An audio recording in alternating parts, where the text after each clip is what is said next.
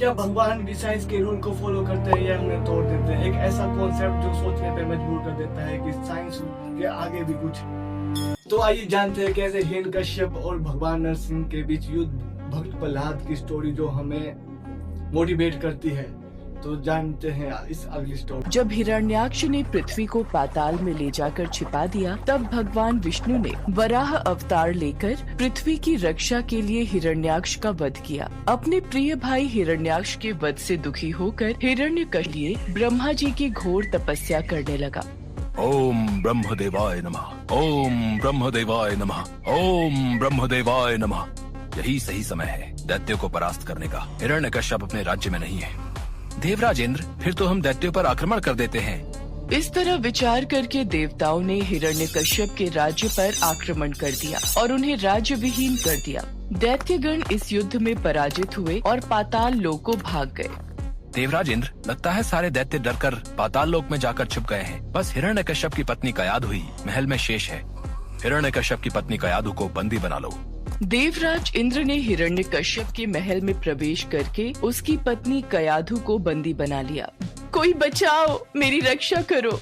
नहीं, हम एक दैत्य की पत्नी को यूं खुला महल में नहीं छोड़ सकते। ये हम सभी देवताओं के लिए हानिकारक है। देवराज इंद्र कयाधु को बंदी बनाकर ले जाने लगे। तभी रास्ते में उनकी देवर्षि नारद से भेंट हो गई। नारायण नारायण। देवराज इंद्र, कयाधु को कहाँ लेकर जा रहे हो? देवर्षि नारद, इसके गर्भ में हिरण्यकश्यप का अंश है। अगर वो जीवित रहा तो एक दैत्य और जन्म ले लेगा। मैं ऐसा कदापि नहीं होने दूंगा। नहीं देवराज इंद्र, कयाधु के गर्भ में पल रहा शिशु आगे चलकर भगवान विष्णु का परम भक्त बनेगा। इसे मारना तुम्हारी शक्ति के बाहर है, अतः इसे छोड़ दो। नारद जी के कथन का मान रखते हुए इंद्र ने कयाधु को छोड़ दिया और वापस चले गए। नारद जी कयाधु को अपने आश्रम में ले आए और उससे बोले, बेटी, तुम यहाँ आराम से रहो जब तक तुम्हारा पति हिरण्यकश्यप अपनी तपस्या पूरी करके नहीं लौटता। तुम इसी आश्रम में रहोगी। हे देवर्षि, आपने मेरी और मेरी होने वाली संतान की रक्षा की। मैं सदैव आपकी आभारी रहूंगी। कयाधु उस पवित्र आश्रम में नारद जी के सुंदर प्रवचनों का लाभ लेती हुई सुखपूर्वक रहने लगी, जिसका गर्भ में पल रहे शिशु पर भी गहरा प्रभाव पड़ा। भगवान विष्णु के नाम का जाप कयाधु और उसके होने वाले बच्चों के कानों में सदैव पड़ता था। धीरे धीरे समय बीता और कयाधु ने एक पुत्र को जन्म दिया, जिसका नाम प्रहलाद रखा गया। इधर हिरण्यकश्यप की कठोर तपस्या पूरी हो चुकी थी। ब्रह्मा जी प्रकट हुए। हिरण्यकश्यप, मैं तुम्हारी तपस्या से प्रसन्न हूँ। मांगो, क्या वरदान मांगते हो? ब्रह्मदेव, मुझे ऐसा वरदान दीजिए, मुझे न कोई घर के भीतर मार सके, न घर के बाहर, न अस्त्र से, न शस्त्र से, न दिन में न रात में, न मनुष्य से और न पशु से, न आकाश में न पृथ्वी में। ठीक है पुत्र, यदि तुम्हारी ऐसी ही इच्छा है तो मैं तुम्हें ये वरदान प्रदान करता हूँ। वरदान मिलने के बाद हिरण्यकश्यप को अपने ऊपर अहंकार हो गया और वो तीनों लोगों पर अत्याचार करने लगा। कुछ समय के बाद कयाधु भी प्रहलाद को लेकर राजमहल में आ गई। भक्त प्रहलाद शिक्षा दीक्षा ग्रहण करने गए तो वहाँ भी वो श्री हरि का नाम ही जपते थे। जब ये बात हिरण्यकश्यप को पता चली तो वो क्रोध में आ गया।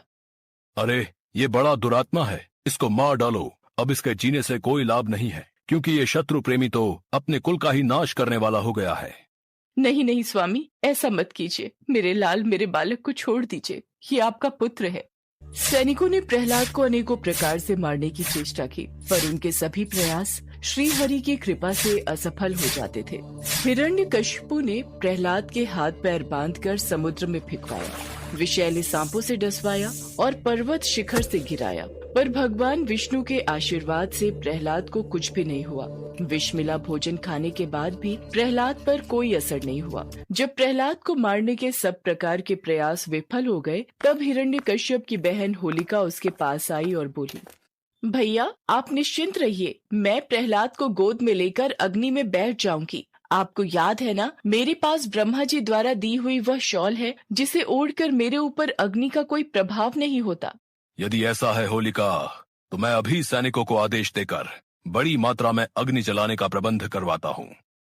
इसके पश्चात होलिका प्रहलाद को अपनी गोद में लेकर प्रज्वलित अग्नि में प्रवेश कर गई, पर ईश्वर की कृपा से प्रहलाद को कुछ भी नहीं हुआ और होलिका जलकर भस्म हो गई। क्या होलिका अग्नि में जलकर भस्म हो गई? इसी समय प्रहलाद को पकड़कर मेरे सामने लाओ। प्रणाम पिताश्री। जय श्री हरि। दुष्ट, तू निर्लज पापी है। मेरे सामने खड़े होकर तू उस हरि का नाम ले रहा है जिसके बल पर तू ऐसी बहकी बहकी बातें करता है। तेरा वो ईश्वर कहाँ है? पिताश्री, श्री हरि तो सभी जगह स्थित हैं।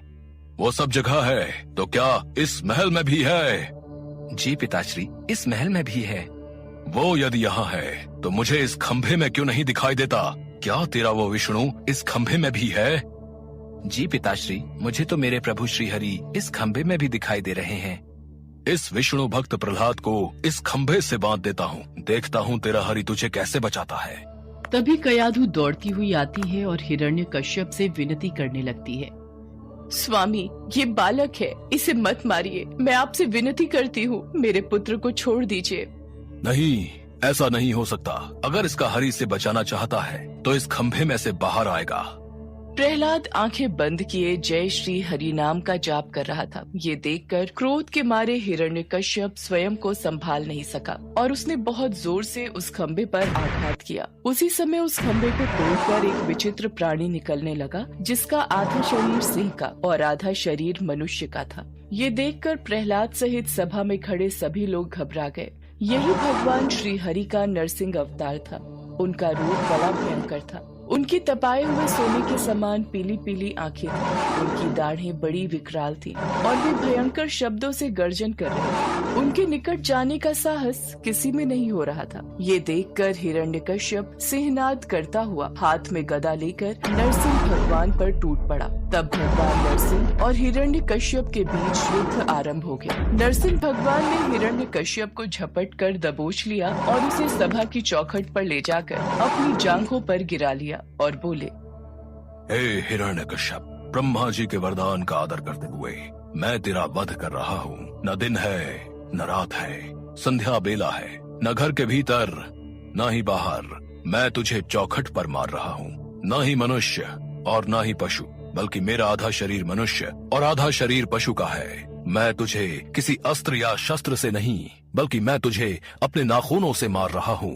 इतना कहते ही नरसिंह भगवान ने अपने नाखूनों से हिरण्यकश्यप के कलेजे को फाड़कर उसे पृथ्वी पर पटक दिया। फिर वहां उपस्थित अन्य असुरों और दैत्यों को खदेड़ कर मार डाला। भगवान नरसिंह का क्रोध बढ़ता ही जा रहा था। वे हिरण्यकश्यप के सिंहासन पर विराजमान हुए। उनकी क्रोधपूर्ण मुखाकृति को देखकर किसी को भी उनके निकट जाकर उनको प्रसन्न करने का साहस नहीं हो रहा था। देवताओं के आग्रह पर माता लक्ष्मी उनके निकट आईं और भगवान के उग्र रूप को देखकर वे भी भयभीत हो गईं। तब ब्रह्मा जी ने प्रहलाद से कहा, पुत्र प्रहलाद, अब तुम ही भगवान नरसिंह को शांत कर सकते हो। जाओ, उनके समीप जाओ। प्रहलाद भगवान नरसिंह के समीप जाकर हाथ जोड़कर उनके चरणों में बैठ गए और भगवान नरसिंह के क्रोध को शांत किया। तत्पश्चात भगवान नरसिंह प्रहलाद को प्यार करने लगते हैं और प्रहलाद के आग्रह पर वो भगवान विष्णु के रूप में आते हैं